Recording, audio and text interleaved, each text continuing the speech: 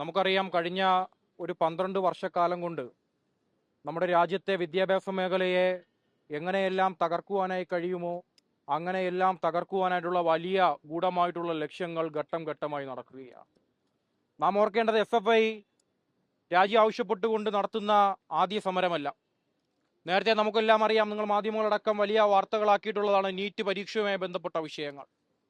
NEET പരീക്ഷയുമായി ബന്ധപ്പെട്ട് 12ഓളം വിദ്യാർത്ഥികളാണ് രാജ്യത്തിന്റെ വിവിധ ഭാഗങ്ങളിലായി ആത്മഹത്യ ചെയ്തിട്ടുള്ളത്. ആ പരീക്ഷ നടത്തുന്നതുമായി ബന്ധപ്പെട്ട് പരീക്ഷ കഴിഞ്ഞതിന് ശേഷം അതിന്റെ ചോദ്യപേപ്പർ റദ്ദാക്കുന്നതുമായി ബന്ധപ്പെട്ട് മാനസികമായി വലിയ പിരിമുറുക്കം വന്ന് വിദ്യാർത്ഥികൾ ആത്മഹത്യ ചെയ്യുകയാണ്. കുറേയധികം വിദ്യാർത്ഥികൾ, 17,000 വരുന്ന വിദ്യാർത്ഥികൾ രണ്ടാമതായി നടത്തിയ എക്സാമുകൾ എഴുതാതെ മാറി നിൽക്കുന്ന സ്ഥിതിയാണ്. ഇപ്പൊ രാജ്യത്തിന്റെ ഉന്നത വിദ്യാഭ്യാസ മേഖലയെ മുഴുവനായി തകർക്കുക എന്നുള്ള ലക്ഷ്യത്തിൽ വെച്ചുകൊണ്ടാണ് 2018 NTA നാഷണൽ ടെസ്റ്റിംഗ് ഏജൻസി നിലവിൽ വരുന്നത്. അതിനുശേഷം നാം ഓർക്കേണ്ട ഒരു കാര്യം, നാം ശ്രദ്ധിക്കേണ്ട ഒരു കാര്യം, 68ഓളം പരീക്ഷകളാണ് ഇത്തരത്തിലേക്ക് നടത്തിയതിനു ശേഷം പിന്നെ റദ്ദു ചെയ്യപ്പെട്ടത്, അല്ലെങ്കിൽ ചോദ്യപേപ്പറുകൾ ചോർന്നിട്ടുള്ളത്. അങ്ങനെ ഒരു സുരക്ഷിതവുമില്ലാതെ വിദ്യാർത്ഥികളുടെ സ്വപ്നങ്ങളെ എല്ലാം തന്നെ തച്ചു തകർക്കുന്ന നിലയിലേക്ക് നമ്മുടെ കേന്ദ്രം ഭരിക്കുന്ന സർക്കാർ മാറുകയാണ്. ഇതിനെതിരെ വലിയ വലിയ പ്രക്ഷോഭങ്ങൾ, വലിയ സമരങ്ങൾ ഇന്ന് രാജ്യവ്യാപകമായി SFIയുടെ നേതൃത്വത്തിൽ ജില്ലാടിസ്ഥാനത്തിൽ വിദ്യാർത്ഥി റാലികൾ നടക്കുകയാണ്. SFI മാത്രമല്ല, ഇതര ഇടതുപക്ഷ സംഘടനകൾ, CJP പോലുള്ള കോക്രോച്ച് ജനതാ പാർട്ടിയെ പോലുള്ള വിദ്യാർത്ഥി സംഘടനകൾ, ജനറേഷൻ ഉൾപ്പെടുന്ന വിദ്യാർത്ഥികൾ ഒന്നടങ്കം ഡൽഹിയുടെ ഹൃദയഭാഗത്ത് കഴിഞ്ഞ കുറേ ദിവസങ്ങളായി വലിയ സമരവുമായി മുമ്പോട്ട് പോവുകയാണ്. കേന്ദ്ര വിദ്യാഭ്യാസ മന്ത്രി രാജിവെക്കണമെന്നുള്ള ആവശ്യവുമായിട്ടാണ് മുമ്പോട്ട് പോകുന്നത്. പക്ഷേ ഇത്രയധികം വീഴ്ചകൾ സംഭവിച്ചിട്ടും, ഇത്രയധികം വിദ്യാർത്ഥികൾ മരിച്ചിട്ടും, ആ വിദ്യാർത്ഥികളെ കുടുംബങ്ങൾ, അവരുടെ ഭാവികൾ തകർക്കപ്പെട്ടിട്ടും അതിനെതിരെ ഒരു ചെറുവിരൽ അനക്കുവാനായിട്ട്, അല്ലെങ്കിൽ അതിനെതിരെ ഒന്ന് ആ ഉത്തരവാദിത്തം ഏറ്റെടുത്തുകൊണ്ട് സ്വന്തമായി ഉത്തരവാദിത്തം ഏറ്റെടുത്തുകൊണ്ട് രാജിവെക്കുവാൻ പോലും കേന്ദ്ര വിദ്യാഭ്യാസ മന്ത്രി തയ്യാറാവുന്നുള്ള കാര്യമാണ്. താൻ ഇപ്പോഴും ആ ഉത്തരവാദിത്തങ്ങൾ ഏറ്റെടുക്കാതെ മുമ്പോട്ട് പോവുകയാണ്. അതുപോലെ തന്നെയാണ് CBSEയുടെ വിഷയങ്ങളും. CBSEയുടെ വാല്യുവേഷനുമായി ബന്ധപ്പെട്ട, അതിന്റെ റീവാല്യുവേഷനുമായി ബന്ധപ്പെട്ട് ഇന്നും പല വിദ്യാർത്ഥികൾക്കും അവർക്ക് അഡ്മിഷൻ ലഭിക്കാത്ത സ്ഥിതിയുണ്ട്.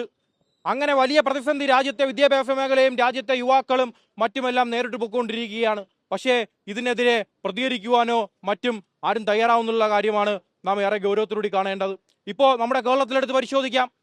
നമ്മുടെ കേരളത്തിൽ ഇപ്പോൾ PM ശ്രീയെ പോലുള്ള പദ്ധതികൾ നടപ്പിലാക്കുവാനായി പോവുകയാണ്.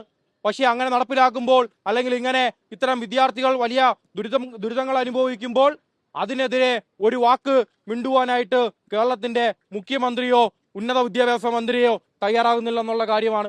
ഇപ്പോ കഴിഞ്ഞ ദിവസമാണ് MG സർവകലാശാലയ്ക്കകത്ത് ഗവർണർ വിദ്യാർത്ഥികളെ സെനറ്റിലേക്ക് നോമിനേറ്റ് ചെയ്തിരിക്കുകയാണ്. എന്താണ് അതിനുള്ള ഒരു ക്വാളിഫിക്കേഷൻ? അവർ ABVPയുടെ പ്രവർത്തകരാണ് എന്നും ഉള്ള മാത്രം ഒരു ക്വാളിഫിക്കേഷന്റെ ഭാഗമായി സെനറ്റിലേക്ക് നോമിനേറ്റ് ചെയ്യപ്പെടുകയാണ്. അങ്ങനെ കേരളത്തിലെ ഉന്നത വിദ്യാഭ്യാസ മേഖല കാവ്യവൽക്കരിക്കപ്പെടുന്നു. കേരള സർവകലാശാലയ്ക്കകത്ത് ബോർഡ് ഓഫ് സ്റ്റഡീസിൽ, നമുക്കറിയാം ബോർഡ് ഓഫ് സ്റ്റഡീസ് എന്ന് പറയുന്നത് കേരള സർവകലാശാലയുടെ സിലബസുകളെ തീരുമാനിക്കുന്ന ഒരു ബോർഡാണ്. ആ ബോർഡിലേക്ക് ഈ പറഞ്ഞതുപോലെ സംഘപരിവാറിന് ചായ്വുള്ള ആൾക്കാരെ ഗവർണർ നോമിനേറ്റ് ചെയ്യുകയാണ്. അതിന് VC എല്ലാവിധ സഹായങ്ങളും ചെയ്തു കൊടുക്കുകയാണ്. അപ്പോൾ ഇങ്ങനെയെല്ലാം കേരളത്തിലെ വിദ്യാഭ്യാസ മേഖലയെ കൂടി തകർക്കുവാനായിട്ടുള്ള വലിയ ശ്രമങ്ങൾ നടക്കുമ്പോൾ അവിടേക്കൊന്നും ഒരു ചെറുവിരൽ അനക്കാതെ, ഒരു പ്രക്ഷോഭങ്ങൾ നടത്താതെ ഈ കേരളത്തിലെ KSUവും MS പോലുള്ള സംഘടനകൾ നടക്കുകയാണ്. കഴിഞ്ഞ നാളുകളിൽ നമുക്കറിയാം PM ശ്രീയുമായി ബന്ധപ്പെട്ട വിഷയങ്ങളിൽ ഈ തെരുവോരങ്ങളിൽ, ഇന്നിവിടെ ഈ പ്രശ്നം നടക്കുന്ന ഈ സ്ഥലത്ത് പോലും KSUവും MSFും വലിയ സമരങ്ങൾ സംഘടിപ്പിച്ചു. അതിന്റെ ഭാഗമായി ഒരുപാട് വിഷയങ്ങളുണ്ടായി. പക്ഷേ അവരെല്ലാം ഇന്നൊരു ചെറുവിരൽ പോലും അനക്കാതെ, അല്ലെങ്കിൽ അതിനെതിരെ ഒരു പ്രതിഷേധം നടത്താതെ ഇന്ന് അലോഷ്യർ സേവ്യർ അടക്കമുള്ള നേതാക്കന്മാർ ഇരിക്കുകയാണ്. ഈ അവസ്ഥക്കെതിരെയാണ് ഞങ്ങൾ വലിയ സമരങ്ങൾ നടത്തുന്നത്. ഇപ്പോൾ ഗവൺമെന്റ് വന്നതിന് ശേഷം ഏതാണ്ട് ഒരു 2 മാസത്തോളം ആവുകയാണ്. ഇതിനകം തന്നെ SFI വിവിധ ആവശ്യങ്ങൾ, ഫീസ് വർധനവ് ഉൾപ്പെടെ, അല്ലെങ്കിൽ KTUവിന്റെ ഇയർ ബാക്ക് സിസ്റ്റം ഉൾപ്പെടെ, അല്ലെങ്കിൽ മദ്യ നികുതി കുറയ്ക്കുന്നത് ഉൾപ്പെടെ വലിയ വിഷയങ്ങൾ ഏറ്റെടുത്തുകൊണ്ട് SFI വലിയ സമരങ്ങൾ നടത്തുകയുണ്ടായി. ആ സമരങ്ങൾ നടക്കുമ്പോൾ ആ സമരങ്ങളിൽ ഉണ്ടാവുന്ന വലിയ വിദ്യാർത്ഥി പങ്കാളിത്തം, ആ വിദ്യാർത്ഥി പങ്കാളിത്തത്തെ അടിച്ചമർത്തുവാനായിട്ട് കഴിഞ്ഞ നാളുകൾ കൊണ്ട് ഇവിടുത്തെ കോൺഗ്രസിന്റെ ഭരണകൂടവും പോലീസും വലിയ ശ്രമങ്ങൾ നടത്തുന്നു. അതിന്റെ ഭാഗമായി SFIയുടെ തിരുവനന്തപുരം ജില്ലാ സെക്രട്ടറി ഉൾപ്പെടെയുള്ള സഖാക്കൾ ഇന്ന് ജയിൽവാസം അനുഭവിക്കുകയാണ്. ഞങ്ങൾക്കൊരു ബുദ്ധിമുട്ടുമില്ല. ഞങ്ങൾക്ക് ആ ത്യാഗം അനുഭവിക്കുന്നതിൽ യാതൊരുവിധ ബുദ്ധിമുട്ടോ മറ്റു കാര്യങ്ങളോ ഒന്നുമില്ല. പക്ഷേ ഇവിടുത്തെ പോലീസുകാരും, അല്ലെങ്കിൽ ഇവിടുത്തെ ചില മാധ്യമങ്ങളൊക്കെ വലിയതിലേക്കുള്ള ഒരു വാർത്തകൾ കൊടുക്കുന്നുണ്ട്. SFIക്കാരെല്ലാം അല്ലെങ്കിൽ SFIയുടെ സമരത്തിന്റെ അകത്ത് വരുന്ന വിദ്യാർത്ഥികൾ മുഴുവനായി കേസുകളിൽ പെട്ടുപോകുന്നു, അല്ലെങ്കിൽ ജയിലിനകത്ത് അകപ്പെടുന്നു. ഞങ്ങൾ കഴിഞ്ഞ നാളുകളിലും കഴിഞ്ഞ വർഷങ്ങളിലുമെല്ലാം വലിയ സമരങ്ങൾ ഈ നാടിനകത്ത് ഏറ്റെടുത്തിട്ടുണ്ട്, അല്ലെങ്കിൽ ഈ തെരുവോരങ്ങളിൽ ഏറ്റെടുത്തിട്ടുണ്ട്. ഇന്ന് വിദ്യാർത്ഥികൾ അനുഭവിക്കുന്ന പല ആനുകൂല്യങ്ങളും SFI എടുത്തിട്ടുള്ള സമരങ്ങളുടെ ഭാഗമായിട്ടാണ്. ഞങ്ങൾക്ക് പോലീസുകാരോടും ഇവിടെ ഒരു കാര്യമാണ് പറഞ്ഞു വെക്കാനുള്ളത്. നന്നായി നല്ല ഉത്തരവാദിത്തത്തോടെ ജോലി ചെയ്യുന്ന പോലീസുകാരുണ്ട്, അവരെയൊന്നും ഞങ്ങൾ കുറ്റം പറയുന്നില്ല. പക്ഷേ കോൺഗ്രസിന് വേണ്ടി അല്ലെങ്കിൽ KSUവിന് വേണ്ടി ചില പണിയെടുക്കുന്ന ചില പോലീസുകാരുണ്ട്. എന്താ ചെയ്യുന്നത്? വിദ്യാർത്ഥി നേതാക്കന്മാരെ അറസ്റ്റ് ചെയ്യുന്ന രീതി, അതിലാണ് ഞങ്ങൾക്ക് വലിയ വിമർശനമുള്ളത്.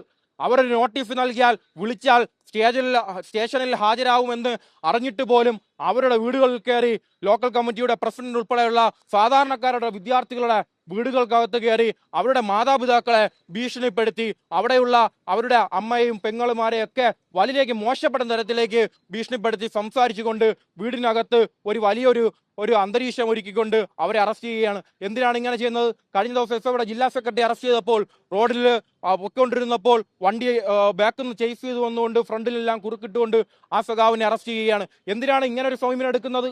ഏതെങ്കിലും കോൺഗ്രസിന്റെയോ KSUവിന്റെയോ നേതാക്കന്മാർ റൗണ്ട് ചെയ്ത് കൊടുക്കുന്ന ഫോട്ടോയും പൊക്കി പിടിച്ചുകൊണ്ട് പോയി SFIയുടെ നേതാക്കളെ അറസ്റ്റ് ചെയ്യുകയാണ്. അല്ലെങ്കിൽ ആ സമരമുഖത്ത് ഇല്ലാത്തവരെ, ആ സമരത്തിൽ അല്ലെങ്കിൽ മറ്റ് അതിന്റെ മുൻവശത്തൊന്നും ഇല്ലായിരുന്നവരെ, അവർക്ക് വൈകാര്യമുള്ള കോൺഗ്രസിന് അല്ലെങ്കിൽ KSUവിന്റെ ആൾക്കാർക്ക് വൈരാഗ്യമുള്ള ആൾക്കാരെ തെരഞ്ഞു പിടിച്ച് ആക്രമിക്കാനായി ശ്രമിക്കുന്നു. അതെന്തിനാണ് ഇത്തരം പ്രവർത്തനങ്ങൾ കേരളത്തിന്റെ പോലീസ് നടത്തുന്നത്? ഇതിനെതിരെ വലിയ ശക്തമായിട്ടുള്ള പ്രക്ഷോഭങ്ങളും പ്രതിഷേധങ്ങളുമാണ് വരും ദിവസങ്ങളിൽ നടത്തുവാനായി പോകുന്നത്. ഇതൊരു സൂചനാ സമരം മാത്രമാണ്. ഈ സമരം ഇങ്ങനെ കൊണ്ട് അവസാനിപ്പിക്കുന്നില്ല. ഞങ്ങൾ ഇന്ന് തീരുമാനിച്ചത് ഈ സമരം ഇങ്ങനെ ഇവിടെ വന്ന് അവസാനിപ്പിക്കുവാനായിട്ടാണ് ഞങ്ങൾ തീരുമാനിച്ചത്. അതിന്റെ ഭാഗമായിട്ടാണ് ഞങ്ങൾ ഇങ്ങനെ ഈ നിലയിലേക്ക് ഈ സമരം ഇവിടെ അവസാനിപ്പിച്ചിട്ടുള്ളത്. വരും ദിവസങ്ങളിൽ ഇത്തരം രീതികളിൽ ഈ ഉത്തരവാദിത്തം ഏറ്റെടുത്ത് രാജ്യത്തിന്റെ വിദ്യാഭ്യാസ മന്ത്രി രാജിവെച്ചില്ല എന്നുണ്ടെങ്കിൽ തിരുവനന്തപുരം ജില്ലയിലടക്കം കേരളത്തിന്റെയും രാജ്യത്തിന്റെയും തെരുവോരങ്ങളിൽ വലിയ ശക്തമായിട്ടുള്ള സമരങ്ങൾക്ക് SFI നേതൃത്വം കൊടുക്കുമെന്ന് മാത്രം പറഞ്ഞു വെച്ചുകൊണ്ട് ഈ സമരത്തിന്റെ ഭാഗമായി ഇവിടെ പങ്കാളിയായിട്ടുള്ള മുഴുവൻ വിദ്യാർത്ഥി സഖാക്കളെയും SFIയുടെ തിരുവനന്തപുരം ജില്ലാ ഘടകത്തിനു വേണ്ടി ഇടനെഞ്ചോട് ചേർത്ത് പിടിച്ച് 1000 അഭിവാദ്യം അർപ്പിച്ചുകൊണ്ട് ഞാൻ നിർത്തുകയാണ്.